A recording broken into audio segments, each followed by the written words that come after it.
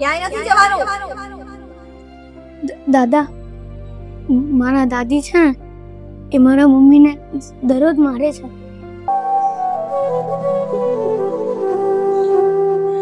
Mummy તમે તો સમજો, તો દાદી નથી સમજતા તો. એટલે કેવા શું માંગે છે કે તારી દાદી ગાંડી છે?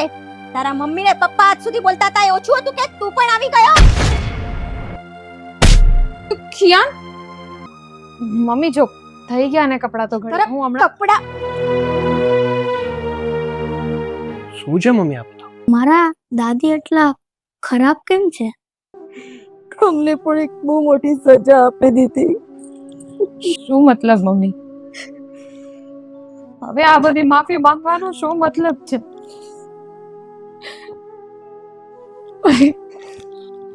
અરે તો જિંદગી બરબાદ થઈ ગઈ ને. હું જે કહું ને એ તરત થવું જોઈએ. તને એ પણ ખબર છે કે આ ઘરમાં તારા સસરાનું પણ મારી આગળ નથી ચાલતું અને તું શેની આટલી બધી જુબાન ચલાવે છે? બસ આ જ કામ છે તારું.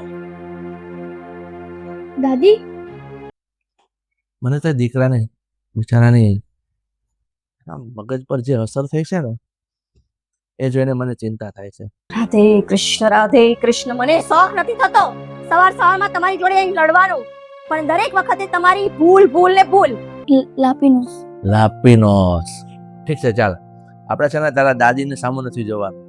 દાદા સારા છે ને, હું તને છે ને લાપીનોસના પિઝા ખવડાવીશ. બસ. ખબર પડે છે શેમાં કેટલું મીઠું નખાય ને ના નખાય. જેમાં ખાંડ નાખવાની હોય એમાં મીઠું નાખી દો છો ને જેમાં મીઠું નાખવાનું હોય એમાં ખાંડ નાખી દે છો. કઈ ભાન છે તને? આવી ગયું દીકરો. શું થઈ ગયું મારા કારણે? મારા દીકરાની હાલત થઈ. ઘરમાં શાંતિ શા માટે ન હોય? કોના લીધે નથી તમને ખબર જ છે, તોય તમે આવો સવાલ કરો સવારમાં. તમારો છોકરો ને તમારી વહુ, એમાં વહુ તો ખબર નહીં કેવી લઈ આવ્યા છીએ આપણે.